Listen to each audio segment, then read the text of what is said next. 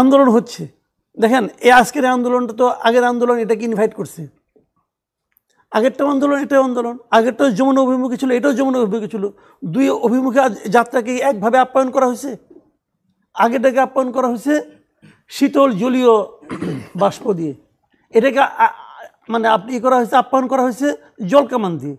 এক হলো এরা এই দেশের নাগরিক না, যে দাবি থাকতে পারে না, দাবিটা আপনি শুনেন না কেন, দাবি নিয়ে আলোচনা করেন না কেন? আজকে মধ্যরাত্রে একটা উপদেষ্টারা পাঠাইছেন যে পানির বোতলে ঢিল খাওয়ার জন্য, কেন শুনলে এই কাজটা আপনি পরশুদিন করলেন না কেন? কালকে তো এই স্টুডেন্টরা শিক্ষকরা ইউজিসিতে গিয়েছিল, ওখানে সমাধান করলেন না কেন? সমাধান করার চেষ্টা করেন নি তো আপনারা তো মানুষের কোনো মানুষই মনে করেন না। শেষ পর্যন্ত আপনি একটা সমাধান দিবেন না, যে সমাধানটা দিবেন ওটা আপনি আগের দিন দিলেন না কেন? একটা দাবির পক্ষে একটা ইউনিভার্সিটি, জগন্নাথ ইউনিভার্সিটি এমন কোনো প্রাণী আছে যে এই দাবির সঙ্গে একমত না?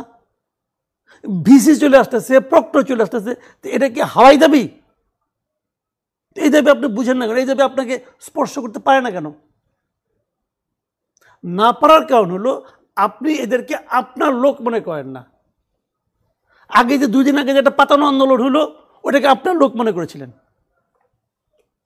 যে তোমরা আসো, তোমরা আন্দোলন করো, আমি একটা কিছু করতে চাই, সে করার ক্ষেত্রে তোমরা আমাকে একটা অজুহাত তৈরি করে দাও। তো ওইটা করতে পারেন, এটা করতে পারেন না। ভাই এত নাটক তো ভালো না। এই নাটক পাবলিক বুঝে, এই হাসিনার নাটকও পাবলিক বুঝতো, ওনার নাটকও পাবলিক বুঝে, ভালোই বুঝে, কোনো সমস্যা নাই। আলটিমেটলি কী হচ্ছে, এই যে ছেলে মেয়েগুলো এই ভোগান্তি, এই বৃষ্টির মধ্যে তারা সবাই ওখানে ছিল, প্রক্টর ছিল ভাই, ভিসি ছিল, এমনি এমনি। তো এগুলো হলো কি জানেন, যখন নাকি একটা রাষ্ট্রে মিসম্যানেজমেন্ট চলে তখন এগুলো ঘটতে থাকবে। এর একটা ঘটনাতে আপনি কোনো কিছু বুঝবেন না, এগুলো ঘটতে থাকবে, সিরিজ অফ ঘটনা।